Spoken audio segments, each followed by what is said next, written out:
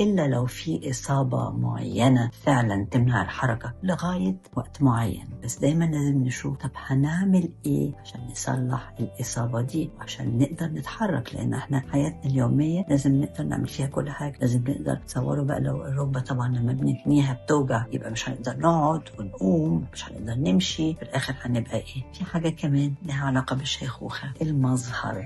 كتير ناس برضو تفتكر إنه في سن معين في ألوان معينة ما تلبسهاش.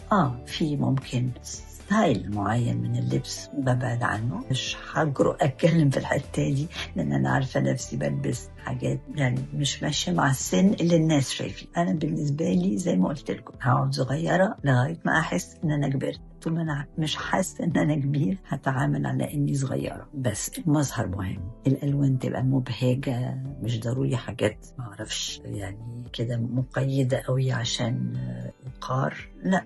طبعا لازم أبقى وقورة وكل حاجة، لكن ممكن يبقى برضو الستايل بتاعي مختلف شوية. ممكن يبقى قميص مفتوح وتحته فانيلا ويبقى فيه ألوان حلوة للرجالة، يعني مش لازم أبقى كده كلاسيكية زيادة عن اللزوم.